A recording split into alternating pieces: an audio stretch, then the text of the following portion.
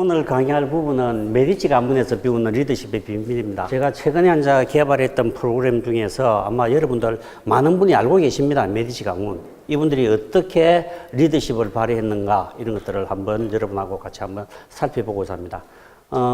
이거는 강의라기보다는 여러분하고 저하고 한 90분 동안 아름다운 피렌체로 여행한다는 생각하십시오. 그죠? 그래서 제가 여러분들을 여행으로 모실게요. 여러분들 피렌체 갔다 오신 분들 많이 계실 겁니다. 저도 피렌체 엄청 많이 갔다 왔습니다. 또 제가 1월달, 2월달에도 지금 한 4번 정도 또 계속 가야 됩니다. 이곳입니다. 그죠? 이곳인데, 아름답죠? 그죠? 이게 산타 마리아 델 피오레 성당이라는 곳인데요. 이게 한마디로 그 피렌체를 가장 대표할 수 있는 주 성당입니다. 건설하는데 한 140년 정도 걸렸습니다. 걸렸는데, 제일 문제는 이게 도움이 건설이 안 돼가지고요. 이게 한 50년 동안 거의 건물로서의 지 기능을 발휘하지 못했습니다. 도움이 안 되다 보니까요. 비가 오면은 이렇게 성당이 물이 차는 겁니다. 근데 이분이 처음에 설계한 분이 디캄보라는 사람인데, 설계를 할 때는 자기 나름대로는 건설이 될 것 같아가지고 그래 설계를 했는데, 마침 시공을 해보려니까 자기 실력 가지고 안 되는 겁니다. 그래서 그로부터 한 몇 년 이후에 한마디로 여기에 새로운 천재가 태어났습니다. 그래서 그 천재에 의해서 이 도움이 건설되는데, 이 도움 건설하는 데만도 무려 27년 걸립니다. 이게 한 450만 장 정도 돌로 가지고 건설했는데요. 이게 지름이 45m입니다. 그죠? 높이가 47m. 근데 이게 여러분들 지지대 없이 이렇게 도움이 건설되어 있습니다. 요즘 아마 현대 기술로서도 이런 도움은 건설하기 힘든다 이랍니다. 그 말은 뭔가라면은 르네상스 때에 르네상스를 움직였던 이런 예술가들의 실력이라는 게 요즘 근대의 예술가들보다 더 실력이 더 좋았다는 말입니다. 그리고 이곳이 시뇨리아라는 곳이죠. 그죠? 이게 우리로 치면 시청입니다. 시청.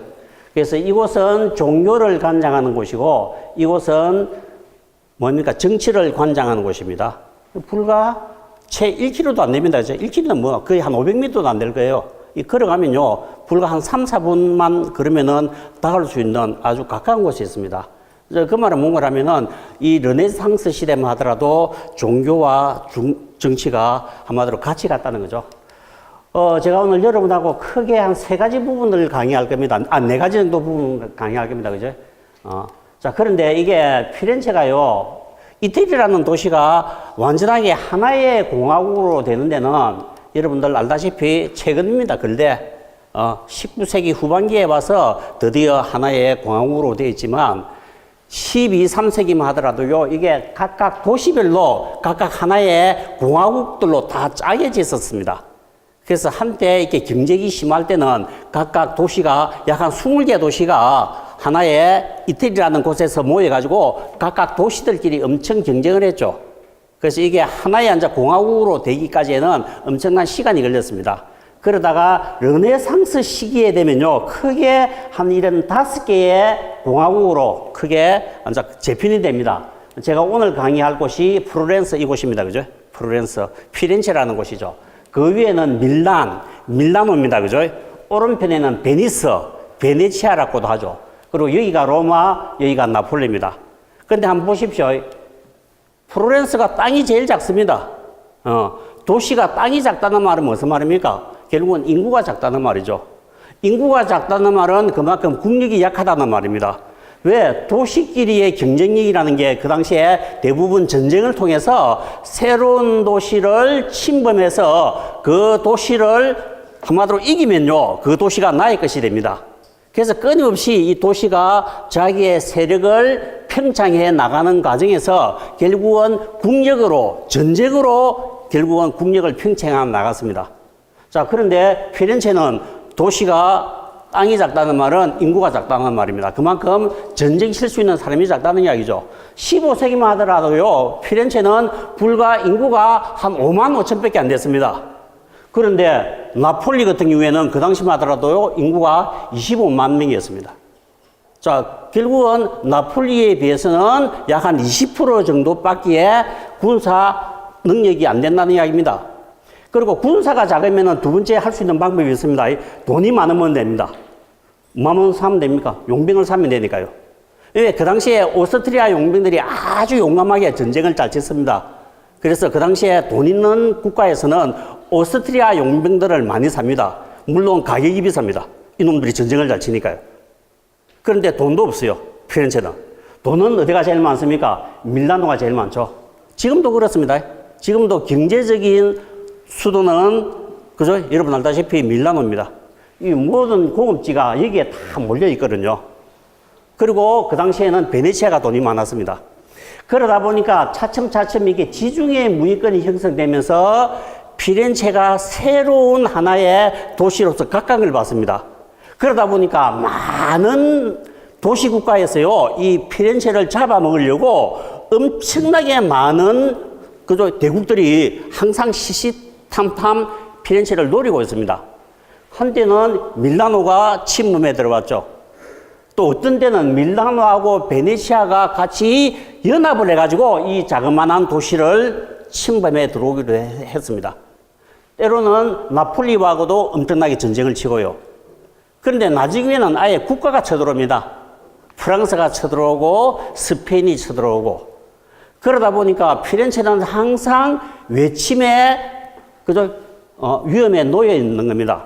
자, 그래서 그런지요. 이게 이 피렌체를 대상으로 했던 영화들입니다. 여러분들 제일 많이 아는 영화가 이 영화죠. 전망 좋은 방. 그래서 이게 보면은 전체적으로 다 피렌체를 상징할 수 있는 산타 마리아 델 피오레 성당이 다 포스터에 그려져 있습니다. 자, 그 말은 뭔가 하면은 이 산타 마리아 델 피오레 성당이 피렌체를 가장 대표할 수 있는 트레이드마크라는 이야기입니다. 최근 영화에서는 인페르노라는 영화가 이 도시를 배경으로 촬영을 한 영화입니다. 그런데 재미나게도 이 도시에 가면요, 이게 이 도시의 시청이라는 곳이죠, 그죠? 시누리아 시청인데 이 시청에 가면은 재미나게도 좌우로 큰 동상이 놓여져 있습니다. 자, 왼편에 놓여 있는 동상이 이 동상입니다, 그죠? 그리고 오른편에 있는 이 동상이 여러분들 잘 아는 동상이죠. 다비드라는 동상입니다. 자, 그런데 왜 하필이면은 이 도시를 가장 상징할 수 있는 시청에 하필이면은 이 두 동상이 서 있느냐? 이게 이 도시를 상징할 수 있는 가장 핵심적인 거라는 이야기죠. 그래서 여러분들 도시에 가면요, 이 도시가 어떠한 도시인가를 알려고 하면은 시청에 어떠한 동상이 놓여 있는가를 잘 보면요, 이 도시가 형성되어 있는 배경을 잘 알 수 있습니다. 그리고 이 도시가 무엇을 상징하는 것을 잘 알 수 있습니다. 자, 제일 첫 번째 이 도시가 상징할 수 있는 건 이거죠, 그죠? 이게 유디스라는 여자입니다. 밑에 있는 목을 지금 잘리려고 하고 있는 남자는 호르페네스라는 남자고요. 이 호르페네스가 여러분 알다시피 아시리아의 총사령관입니다. 아시리아는 지금부터 2000년 전에 가장 강력한 그런 제국입니다. 그 말은 전쟁을 제일 잘 치는 사람이라는 이야기죠. 이 전쟁을 잘 치는 이 사람이 보병 12만 명, 기병 12,000명을 데리고 자그마한 이 나라를 침범해 들어왔습니다. 유다라는 나라를요. 유다는 이 한순간에 멘붕에 걸려버렸습니다. 이 자그마한 나라가 그 강대국이요, 이 나라를 침범하기 위해서 약 13만 2천 명 군사를 가지고 왔는 겁니다. 그러다 보니까 한마디로 유다는요, 하루아침에 망할 수밖에 없는 그 지경에 와버렸습니다. 그런데 도저히 이 강적을 대상으로 전쟁을 칠 수 있을 만한 그런 능력이 안 됩니다. 너무 힘이 없는 민족이었죠. 그런데 한 여자가, 그것도 과부가, 여러분들 그 도시에서 과부라는 말은 무슨 말입니까? 과부나 고아는 다른 사람의 도움이 없이는 살 수 없는 사람이라는 이야기입니다. 가장 힘이 약하다는 말이죠. 그 힘이 약한 이 여자가요, 이 나라를 구하기 위해서 호르페네즈가 있는 이 장군의 막사를 찾아갑니다. 거기에 있는 보초병한테 그렇게 이야기하죠. 나는 유다에 있는 가난한 과부다. 당신 나라의 총사령관을 내가 한번 만나고 싶다. 만나줍니까, 그죠? 유다 지방의 장군도 아니고 한 과부가 가장 높은 사람을 만나러 왔는데 호르페네즈가 만나줍니까? 그러니까 당연히 못 만나준다 했죠. 그런데 이 여자가 너무 강력하게 요구를 하는 겁니다. 내가 좋은 정보를 가지고 왔으니까 당신들 전쟁 안 치고 이 나라를 잡아먹을 수 있는 방법이 있다. 그래서 내가 그 정보를 가져왔다. 그래서 결국은 이 홀로페네저를 만났습니다. 3, 4일 동안 계속해서 정보를 주는 겁니다. 그래서 결국은 이 남자하고 친해진 겁니다. 나흘째 되는 날 여자가 이 남자를 죽이기로 결심합니다. 홀로페네저 장군 앞에 술을 한잔 하자는 거예요. 그리고 계속해서 술잔에 술을 따르는 겁니다.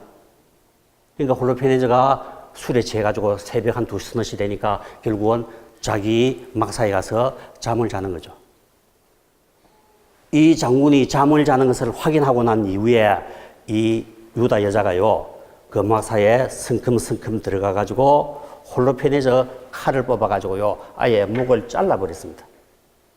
그리고 그 잘란 목을 이 막사 앞에 탁 꼽아놓은 겁니다. 아침에 일어나니까, 모든 군사가 일어나니까 자기 장군의 목이 막사 위에 꼽혀 있는 겁니다. 전쟁 칠 수가 없잖아요. 그죠? 저기에 총사령관이 죽었는데. 그래서 할 수 없이 아시리아군이 다 철수했습니다. 그래서 이 누란의 위기를 결국은 자그마한 한 여성이 구한 겁니다. 그래서 이것을 무엇을 상징하는 겁니까? 피렌체도 똑같은 상황이라는 겁니다. 한마디로 유다의 자그마한 여인이 큰 대국을 상대로 해서 전쟁을 치듯이 우리 피렌체도 똑같은 그런 상황이라는 겁니다. 이 피렌체를 잡아먹기 위해서 끊임없이 밀라노나 베네치아나 로마나 그죠? 나폴리가 쳐들어오고 또 더 강대국 프랑스나 이태리가 찾아오는 이런 상황에서 결국은 우리가 살아날 수 있는 방법은 이 여자처럼 예구심만 있으면은, 지혜만 있으면은, 용기만 있으면은 그게 가능하다는 겁니다. 그래서 피렌체 시청에서 이 동상을 그 왼편에 사용한 이유가 여러분 이제 이해되시죠? 그죠? 한마디로 예구심을 강조하는 겁니다. 우리나라의 이수신 장군 동상 맞는 거하고 똑같은 거예요. 그리고 오른편에 유다 동상을 세워놓은 이유도 똑같은 거죠. 자, 그래서 여러분들 피렌체뿐만 아니고 로마 같은 데 가면요, 이런 조각상을 엄청 많이 볼 수 있습니다. 다 이런 것들이 다 그런 이유들이 있는 거죠. 이거 뭡니까? 미켈란젤로 그림이잖아요. 미켈란젤로 여러분들 바티칸에 가면은 시스나 성당에 그 위에 천장벽화에 이게 그려져 있습니다. 이 홀로페네저를 죽일 때요, 이 여자가, 유디스 여자가 자기의 하인을 데리고 갔습니다. 그래서 결국은 목을 따고 난 뒤에 자기 하인을 시켜가지고 이 시체를 지금 막사로 빼내는 그런 장면을 미켈란젤로가 그린 거잖아요. 그리고 보십시오. 이런 그림들, 까라바조 이런 그림들, 다 이런 것들을 대상으로 했던 그런 그림들입니다. 또 이것도 젠텔레시아라는 그 당시에 최고의 여성 화가입니다. 이것도 결국은 홀로페네저 목을 베는 유디스 그림을 그려놨죠. 그죠? 그런데 이런 그림들이 여자의 몸으로 지금부터 여러분들 2000년 전에, 그러니까 지금부터는 4000년 전이죠. BC 2000년이니까 이 여자가 남자의 목을 벤다는 게 좀 흉측하잖아요. 그죠? 그래서 그 대상을 바꾼 겁니다. 여자가 아니고 남자 대상으로. 그게 그 유명한 여러분 다윗입니다. 다윗도 똑같은 이야기죠. 또 다시 골리앗이라는 군대가 유다 지방을 침범해 들어왔습니다. 그래서 유다 지방에서는요, 16살 이상 되는 사람들을 전체적으로 총동원령을 내렸습니다. 왜? 전쟁을 지어야 되니까요. 근데 마침 그 당시에 다윗은 16살이 안 됐어요. 그러다 보니까 이 친구는 군대를 못 갔습니다. 그러다 보니까 이 친구의 큰 형, 작은 형, 둘째 형, 이 세 형이 다 군에 다 잡혀갔습니다. 전쟁지로. 그러다 보니까 자기 아버지를 도울 사람이 없습니다. 자기 아버지가 그 당시에 큰 양치기를 했거든요. 그래서 결국은 다윗이 자기 형님 전쟁에서 올 때까지 자기 아버지 밑에서 양치는 거 도우고 있었습니다. 그런데 어느 날 자기 아버지가 도시락을 3개 준비해가지고 다윗을 부르는 겁니다. 다윗아, 내가 도시락을 3개 줄 테니까 너희 형님 지금 전쟁 치는 저 유다 골짜기에 가서 면회 갔다 온다는 겁니다. 면회. 그래서 형님이 지금까지도 안 죽고 잘 살고 있는지, 지금 다윗 군대하고, 그죠? 골리앗 군대하고 지금 전쟁이 어떤 식으로 지금 진행되고 있는지 한번 보고 오라 한 겁니다. 그래서 이 친구가 자기 형 만나러 도시락 3개 들고 그 유다 골짜기에 갔습니다. 자기 형님이 그 군사가 많으니까 모르잖아요, 그죠? 그래서 자기 형님을 완전히 이렇게 찾는다고 있는데, 그때 이 골리앗이요, 이 유다 민족을 향해서 아주 안 좋은 말을 하는 겁니다. 이렇게 이야기하는 거죠. 너희들 중에 내하고 1대1로 전쟁 치가지고 이길 수 있는 놈은 나오라는 거야. 그래서 한마디로 1대1로 전쟁 치자는 겁니다. 그래서 너가 이기면은 내가 물러갈 것이고, 너가 지면은 너는 오늘부터 내 지배를 받아라는 겁니다. 그런데 어느 누군들 유대 민족 중에서 1대1로 싸우겠다고 나선 사람이 아무도 없는 겁니다. 왜? 골리앗이 너무 거인이었거든요. 키가 2m 30, 몸무게가 195kg, 입고 있는 갑옷만 95kg입니다. 그런 거구가 자그마한 놈하고 싸우자니까 감히 그 사람하고 전쟁칠 생각을 못 하는 겁니다. 그러면서 이 백성을 향해서 끊임없이 야유를 하는 거예요. 너가 하나님은 지금 뭐 하고 있노? 이때. 너가 야훼는 뭐 하고 있노? 안 도와주고. 그때 이 15살짜리 다윗이 화가 난 겁니다. 자, 그럴 것 같으면은 내하고 싸우자. 그러니까 골리앗이 보니까요, 한마디로 1m 채 한 50도 안 되는, 몸무게 45kg밖에 안 되는 자그마한 놈이 지하고 싸우려고 딱 나타났네 보니까 이거 너무 작은 거야. 그래서 골리앗이 한마디 했습니다. 엄마, 저 더 무거워나라는 거예요. 아직까지는 니아는 전쟁 칠 수 있을 정도의 상대가 아니니까 엄마, 저 더 무거워라는 겁니다. 그런데 니하고 오늘 내하고 한번 맞짱 뜨자는 거예요. 그래서 다윗이 여러분 알다시피 그 물맷돌 딱 5개를 딱 들고 전쟁 치러 갑니다. 그때 유대 민족의 그 사울 왕이요, 아무도 전쟁을 치려고 하려고 하지 않는데 유일하게 이 15살 꼬마이가 전쟁 치겠다니까 얼마나 기특합니까? 그래서 왕이 자기 갑옷을 벗어줍니다. 이 갑옷을 입고 전쟁을 치라고. 그런데 다윗이 그 갑옷을 입어보니까 너무 무거워. 그래서 대왕님 고맙습니다만은 저는 지금 양치는 옷 그대로 입고 전쟁을 치겠습니다. 그러면서 여러분들 성경에 알다시피 한마디로 다윗이 선방을 날리잖아요. 물맷돌을 돌려가지고요, 바로 정확하게 급소에 맞춰버립니다. 이 돌 한 방 맞은 골리앗이 바로 그 자리에서 즉사했습니다. 즉사. 그런데 많은 유대 사람들이요, 그 강령을 보고도 믿지를 못하는 겁니다. 설마 저 거구가 돌 한 방에 맞아가 죽었을 거라. 아마 기절했을 거다. 조금 있으면은 저 거인이 다시 일어나가지고 우리 민족을 한마디로 엄청나게 괴롭힐 거다. 그리고 벌벌 떨고 있는 거예요. 그때 다윗이 성큼성큼 걸어가가지고요, 골리앗 칼을 빼가지고 목을 잘라버렸습니다. 그래서 결국은 두 번의 누란의 위기를, 결국은 이 자그마한 소년이 결국은 이 국가를 구한 겁니다. 똑같은 이야기죠. 그죠? 세상에서 가장 약한 사람이 가장 강자하고 싸워서 이겼다는 겁니다. 뭐만 있으면은, 지혜와 용기만 있으면 거의 가능하다는 겁니다. 그래서 피렌체에서는 끊임없이 이 두 사람을요, 한마디로 정치적인 선전물로 강구를 하는 거예요. 우리도 결국은 약하다.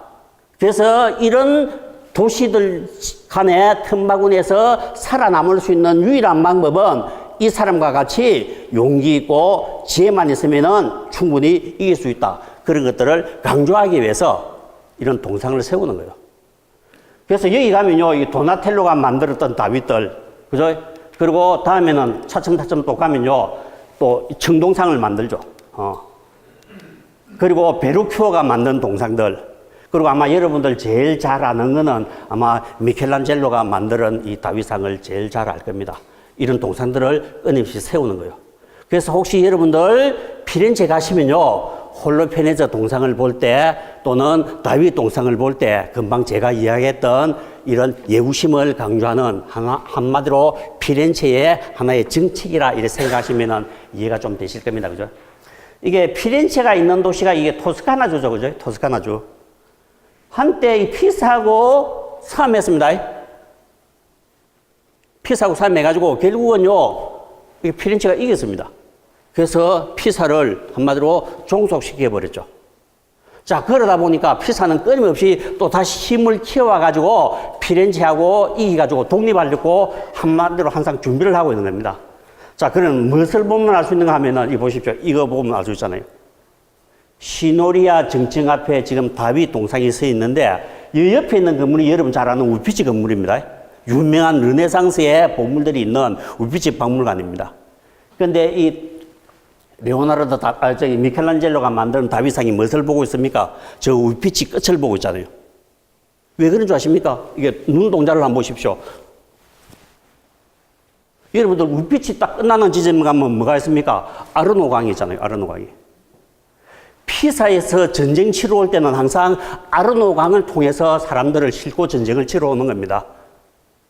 그래서 피사가 한때는 피렌체에 정복을 당했지만 피사에서도 다시 힘을 키워가지고 항상 또 다시 피렌체를 치려고 하는 겁니다. 그래서 이거 지금 뭐 하고 있는 겁니까? 한마디로 보초 쓰고 있는 거예요. 보초 쓰고 있는 거. 아르노강을 보면서 혹시 또 다시 피사가 군대에 사람을 이끌고 피렌체로 들어올 수도 있으니까 지금 우리가 좀 정치가 안정되어 있다고 해서 안심 놓지 말자. 항상 경계하자 하는 것들을 지금 보여주고 있는 겁니다.